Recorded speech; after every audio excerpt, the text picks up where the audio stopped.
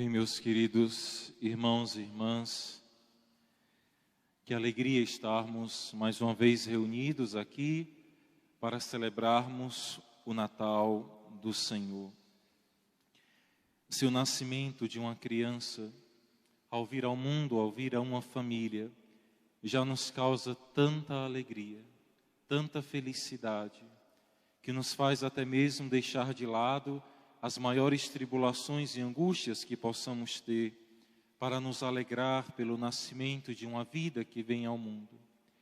Quanta maior alegria é para nós celebrar o nascimento deste menino, que não é apenas mais um menino entre tantos outros, assim como não é apenas mais um profeta, como entre tantos outros. Ele é o menino. Este menino que nasceu para nós, embora tão frágil e pequeno, mas cuidado, ele é o Senhor do mundo.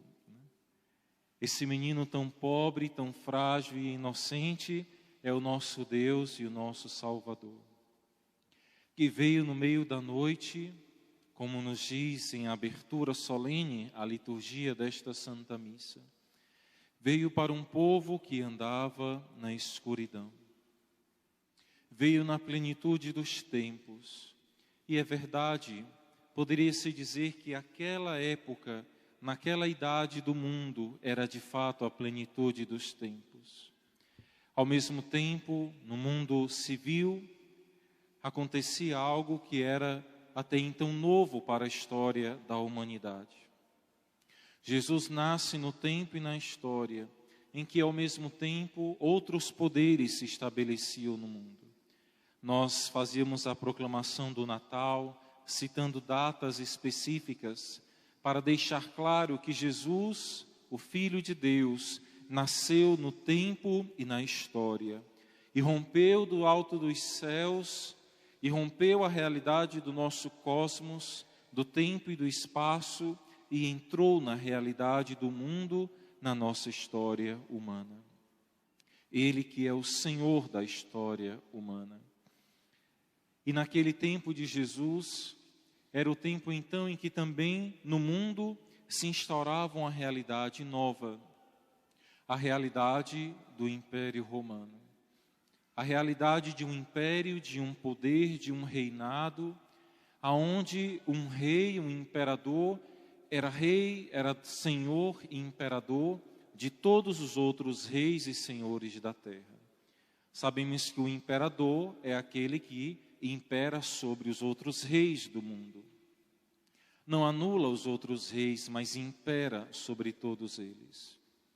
E ao mesmo tempo se estabelecia no mundo o que se chamava a Pax Romana. Todo o mundo pertencia a Roma. As cidades, os caminhos que antes eram perigosos e difíceis de percorrer, agora eram caminhos que levavam a Roma, onde se podia transitar com uma certa paz.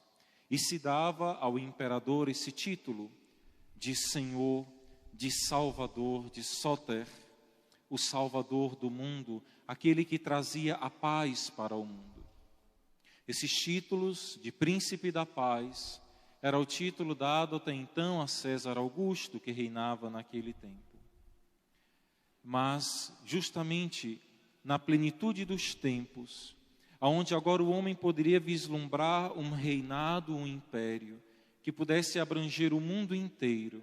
É precisamente nesse tempo da história que aquele que viria para ser o verdadeiro Rei e Senhor do universo, não para ser, mas para se revelar, porque ele já era. Ele vem e nasce na nossa história, vem ao nosso encontro. E era de fato, éramos um povo que já ali andava na escuridão. Porque mesmo em meio a tanta evolução humana, a tanto progresso, que naquele tempo era algo grandiosíssimo, e para nós hoje muito mais ainda.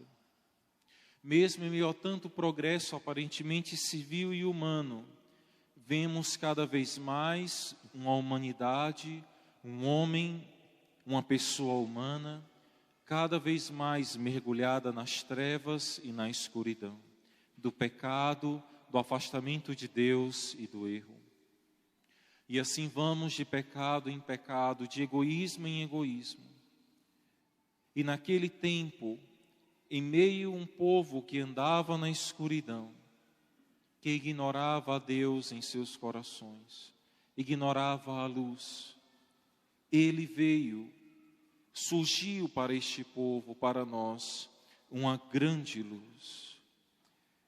Para os que habitavam nas sombras da morte, uma luz resplandeceu. Fizeste crescer a alegria. Fizeste surgir no mundo agora uma alegria que é completamente nova. Não a alegria das orgias, não a alegria da nobreza do império, não a alegria da burguesia que ali se deleitava e que chegou ao ponto de até mesmo negar acolhida a uma mulher prestes a ter uma criança. Eu partilhava esses dias no sertão, nas comunidades. Imagine se numa comunidade nossa aqui pequena, ouvíssemos falar de que de repente passou por aqui uma mulher grávida para dar à luz e teve o seu filho lá no estábulo, lá no curral, porque não teve uma casa, uma família que abrisse a sua porta para que esta pobre mulher pudesse ter um filho. Isso mostra o acontecimento do nascimento de nosso Senhor. Mostra que de fato o homem, aquele povo, andava numa profunda escuridão. E sentados na sombra da morte, como cantamos todos os dias no Benedictus. Sentados à sombra da morte, sem perceber o Deus que passa por nós. Mas em meio às trevas, ou como diz uma oração eucarística, quando encontrávamos-nos perdidos e incapazes de nos encontrar e de nos salvar, Ele veio ao nosso encontro. E em meio a essa noite, a essas trevas, simbolicamente também Jesus nasceu na hora noturna, para também simbolicamente nos ajudar a compreender isso. Por isso que o Natal é celebrado também na noite, para simbolizar que Ele é a luz verdadeira que deve resplandecer nos nossos corações. Ou como dizia São Damião de Vésperas, o santo de Damião de Molokai, para um de seus paroquianos leprosos, que se encontrava doente e cego. E esse pobre homem, confessando-se com este santo sacerdote, diz: estou velho e cego, já não consigo ver mais nada, mas estou me convertendo e me voltando para Deus na velhice. E o santo lhe diz: que coisa maravilhosa, é na escuridão dos teus olhos que agora tu estás a ver a verdadeira luz. Estás vendo a luz que mesmo muitos homens sadios de visão não foram capazes de enxergar. E naqueles dias nasceu para nós o Salvador. Nasceu em meio à noite e nasceu em uma situação de desprezo, de escondimento. Diz que foi enfaixado e colocado numa manjedoura, na vasilha da comida dos animais, pois não havia lugar para eles na hospedaria. Jesus nasce então não em uma casa. José poderia ter um terreno ali, mas não tinha uma casa. E Jesus vai nascer num estábulo. Nos arredores de Belém, era costume muito antigo entre os pastores usar as grutas, né? Por isso que representamos o presépio, o estábulo, dentro de uma gruta, em meio às pedras, porque os pastores de fato usavam as grutas para poder ali guardar o seu rebanho, porque era um lugar mais quentinho também, e era um lugar que resguardava melhor da chuva, do frio, das intempéries. E Jesus nasce justamente nessa gruta de Belém. E esse é um primeiro ensinamento que o presépio traz para nós, que a manjedoura, que o estábulo onde Jesus nasce traz para nós. Quem quiser encontrar ao Salvador, quem quiser encontrar este menino Jesus, quem quiser encontrar-se com Deus, não o encontrará em meio ao barulho e à perturbação desse mundo.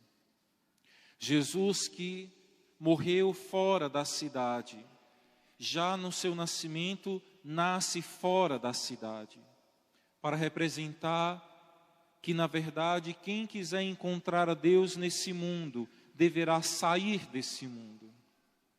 Pai, eles estão no mundo, mas eles não são desse mundo. Com a sua mentalidade perversa, com o seu egoísmo, com a sua revolta e prepotência diante de Deus. O coração orgulhoso nunca verá a Deus, nem nesta terra, nem na outra vida. Devemos, para poder ver o menino Jesus, para poder ver a Deus, fugir dos ruídos, dos barulhos que nos impedem de ver e ouvir o nosso Salvador. Por isso que a nossa caminhada cristã é um caminho de ascese, um caminho de penitência, não como um peso, não como um fardo, mas como a busca do coração. Como aquela imagem do Cântico dos Cânticos, da amada que sai pela noite em busca do seu amado, e o encontrará e o buscará no meio da escuridão. Aquele amado que gosta de vir no silêncio e no escondimento, que não se oferece para este mundo assim como não se oferece pérolas aos cães. E a imagem do presépio que já os nossos padres da igreja irão colocar como também a imagem da paixão do próprio Senhor. Os padres da igreja, olhando os ícones antigos, Jesus envolto em faixas, em um corpo rígido, como se estivesse ali durinho, Jesus menino todo envolto em faixas. E esse envolto em faixas é já uma imagem daquelas outras faixas, daqueles outros panos que envolverá o corpo do Senhor na sua paixão e na sua morte no Santo Sudário. Jesus que já nasce para morrer. Ele sabe que vem ao mundo desprezado. Sabe que este mundo não o ama. Este mundo enquanto os homens que rejeitam a Deus. Mas que, como se diz no prólogo de São João, mas a alguns, aqueles que querem, Ele dará a graça de o aceitarem, de se tornarem filhos de Deus. Veio para o que era seu, mas os seus não o receberam. Ele que era a luz brilha em meio às trevas, mas as trevas não o suportaram. E Jesus nasce então na noite na gruta de Belém. E somente aqueles que saem da cidade também, que aceitam partilhar do seu destino e vão buscá-lo na noite e na escuridão, e encontrarão ali a luz.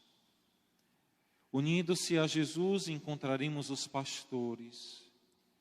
pastores que no meio da noite estão a velar e a cuidar do seu rebanho. Esses pastores podem simbolizar aqueles que no meio da noite buscam o Senhor. Para a vida monástica é a imagem do monge, é a imagem do asceta, que na noite se levanta e busca a Deus constantemente.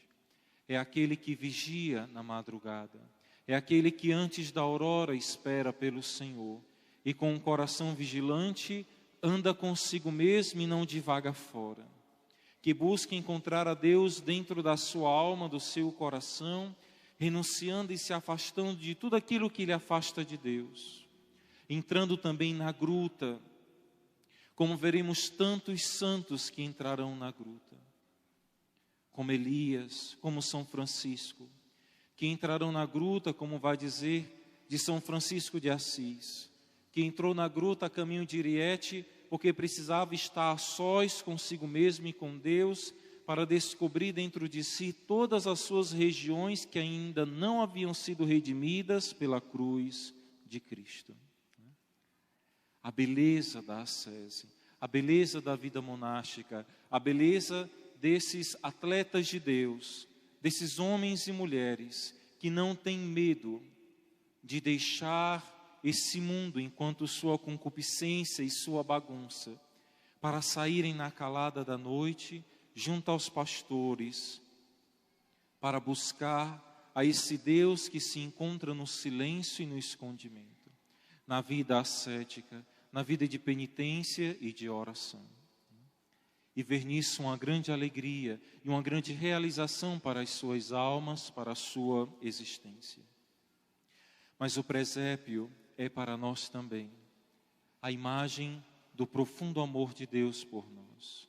É um convite para que nós possamos sair ao encontro dele, para que longe dos tufões, dos ruídos, das ventanias, como Elias no Horebe, dizer: nessas coisas, no barulho deste mundo não está o Senhor. Mas quando escuta o ruído de uma breve brisa, cobre a cabeça com o seu capuz.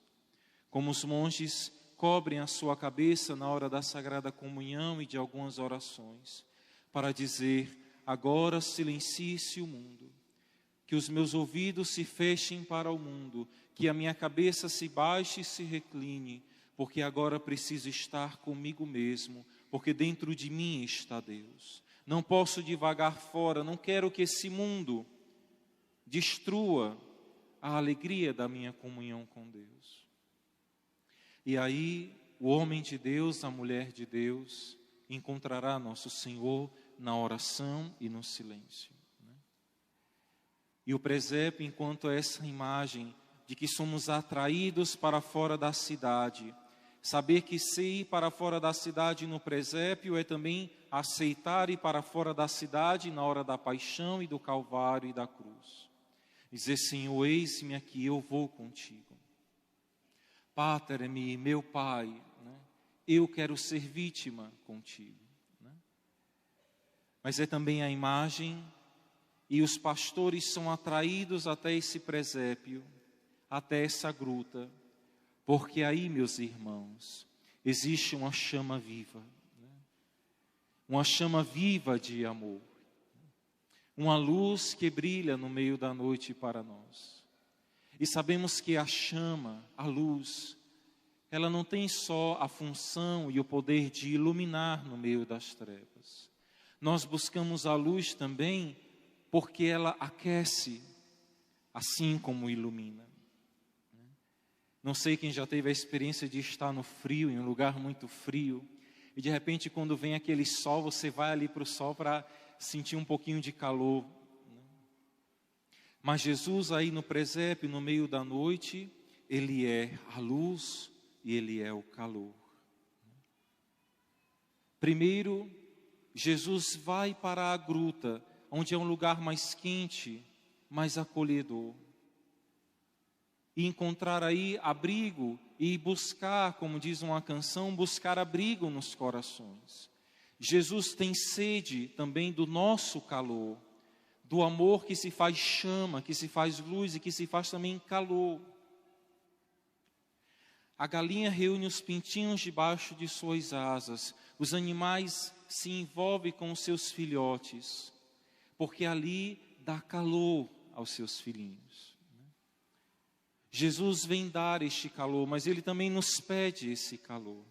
E olha que imagem profunda, né, do presépio. Desde muitos tempos se coloca no presépio, a partir de São Francisco, mas é algo bem antigo, bem anterior a São Francisco. Colocar no presépio a imagem do boi e do asno, do jumentinho, né? Em alusão ao profeta Isaías, capítulo 1, versículo 3. Em que o profeta diz que até o boi conhece o seu amo, e o asno, o jumento, ele conhece o seu dono. Mas o meu povo não me conhece, o meu povo não me compreende, não sabe ouvir a minha voz.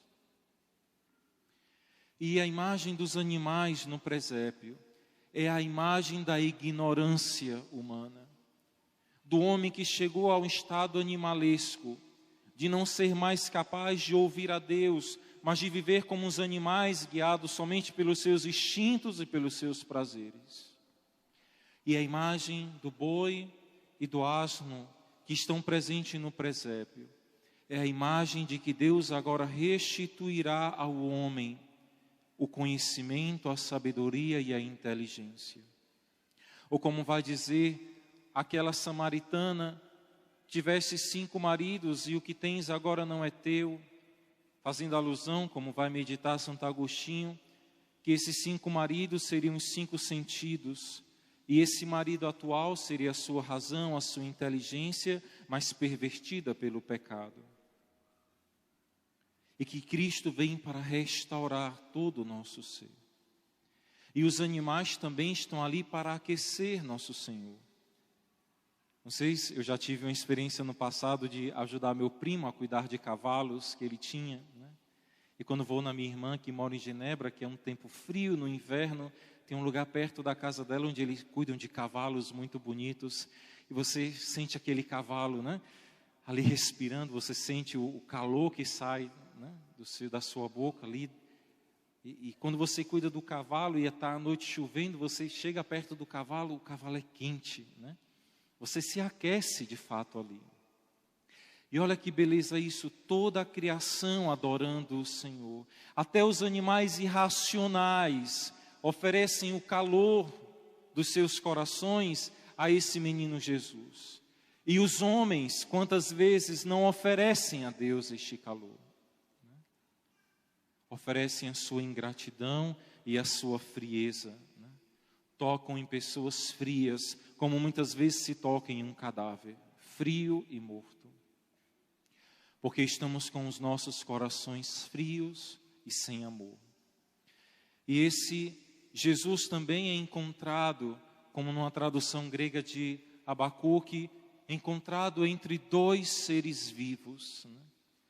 Que alguns santos traduzem como esses animais de Isaías, mas que também traduz-se também como os 2 anjos que estão na tampa, no propiciatório da Arca da Aliança, para dizer: esse menino é Deus. E os anjos estarão presentes, como veremos, junto aos pastores. E a gruta de Belém é também para nós a nossa nova Arca da Aliança. Juntamente com a imagem de que Maria é a nova Arca da Aliança. O presépio nessa noite é para nós essa imagem da Arca da Aliança, que contém aí a palavra viva, e sobre ele está os anjos de Deus a cantar e a glorificar a Deus. Unindo a essas imagens, o presépio é para nós essa gruta da noite misteriosa, mas é para nós o lugar dessa chama de amor viva. Como vai cantar São João da Cruz, llama de amor viva. Não é uma chama viva que tem amor, é mais profunda ainda, é uma chama de amor, e é um amor vivo, é um amor vivo. Não é um amor histórico, não é um amor que se recorda há 2000 anos, é um amor que está vivo e é uma chama para nós. Meus irmãos, essa noite de Natal, quando Jesus vem ao nosso encontro, os padres da igreja e muitos santos irão colocar a imagem do presépio desse menino Jesus aí como a imagem da Eucaristia. E nós católicos, cristãos católicos, temos uma graça única de que o Natal, a presença de Jesus que rompe o tempo e a história e se faz presente fisicamente num determinado espaço e lugar do tempo e da história, não é apenas um acontecimento de 2000 anos, acontece em cada Eucaristia. Em cada Santa Missa se realiza a Páscoa, a ressurreição do Senhor, mas é também a imagem do Natal, do Deus vivo que vem para nós, e vem para nós como essa chama viva de amor, para iluminar as nossas trevas, a nossa escuridão. Nós que muitas vezes, marcados pelo pecado, estamos frios, podemos nos encontrar sem forças. Podemos nos encontrar tantas vezes, meus irmãos, como aquele profeta Elias, que em meio às tribulações da vida, em meio às perseguições, em meio a ver-se tão rejeitado por este mundo, se prostra diante de uma árvore, diante de um junípero, e pede a morte, porque não suporta mais esta vida. Quantos de nós podemos estar nos aproximando dessa noite de Natal, deste presépio, deste altar, às vezes como Elias, ou até pior, cansados, tristes, ali só na misericórdia, né, como a gente diz, né? Às vezes até lutando para caminhar para Deus, mas sentindo uma certa tristeza, uma certa apatia, né? Perdendo mesmo, sentindo que se está perdendo o sabor de Deus, o sabor pelas coisas de Deus. Eu até vejo como algo bonito que eu contemplava, mas que parece que agora para mim está frio, está sem sentido. E às vezes a gente pode tentar se sustentar lembrando o passado e querendo sentir de novo o passado. Não. A palavra de Deus diz que nós atravessaremos sempre o rio a pé enxuto e sempre por nós passará uma água viva, uma água que sempre se renova. Não precisamos ir buscar as graças do passado, porque a graça de Deus é para nós atual e hoje.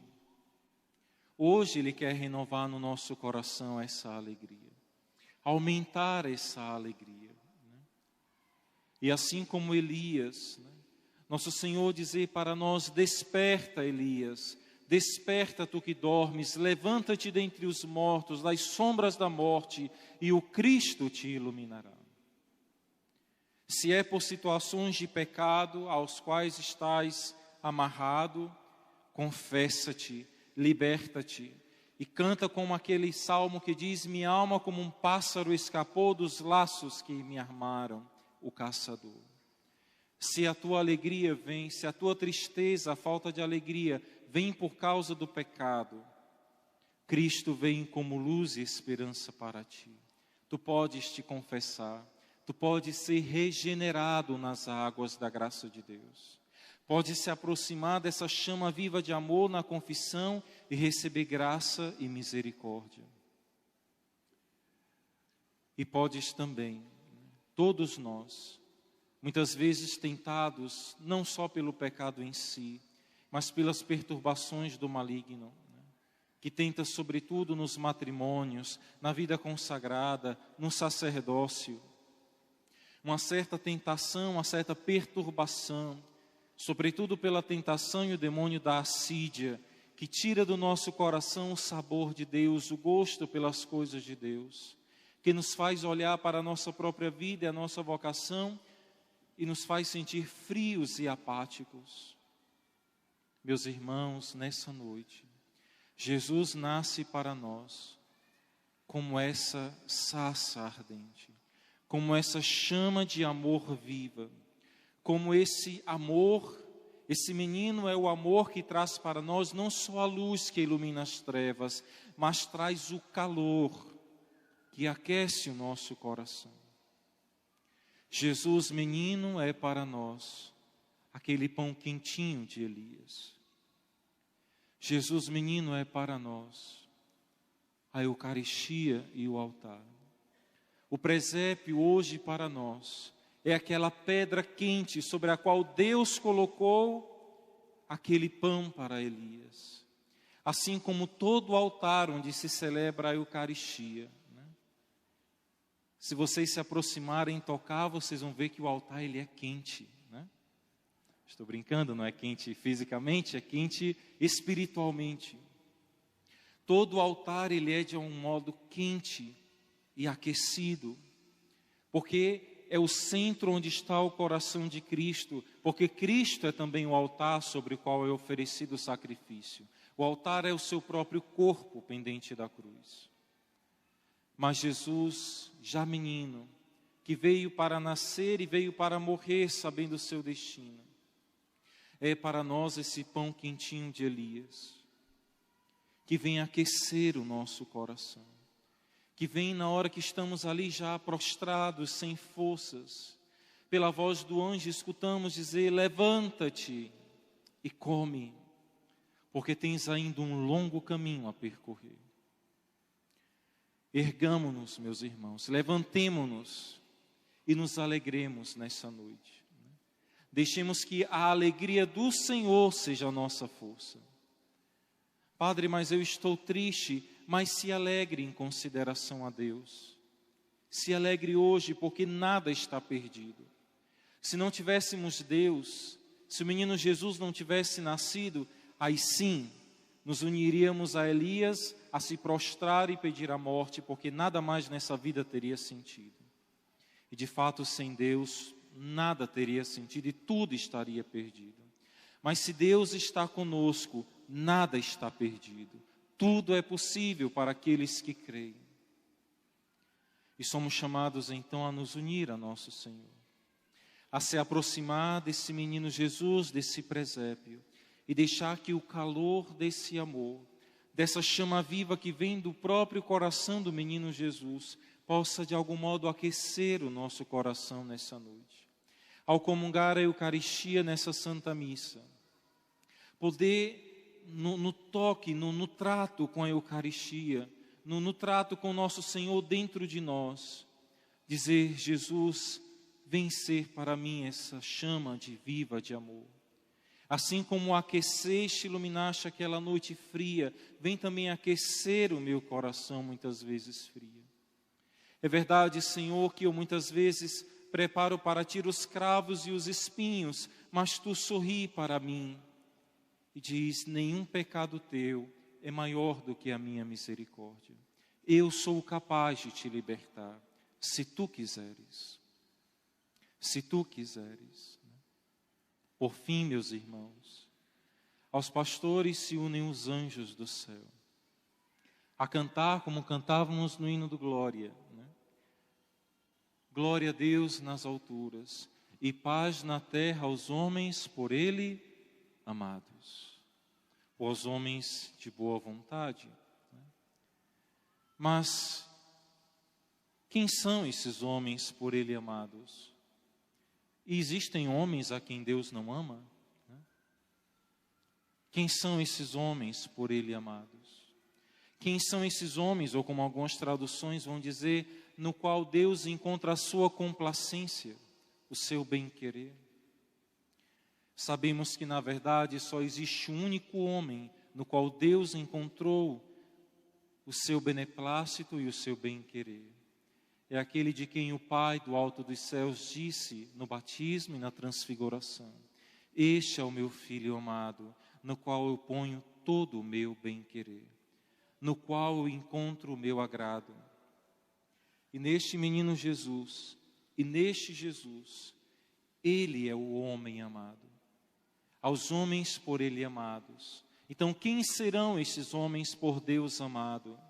Serão então todos aqueles que se unem a Cristo e buscam ser para Deus imagem e semelhança do Cristo, que buscam se unir e se conformar a Cristo, buscam ser um só com Cristo, numa vida santa, numa vida na qual busco unir-me a Deus e buscar essa união com Deus mais que tudo.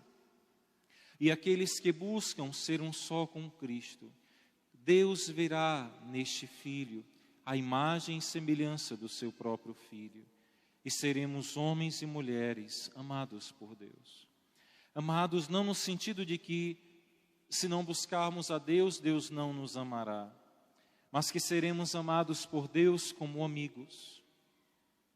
Uma coisa é ser amados por Deus pela sua misericórdia que é infinita, mas sendo inimigos de Deus.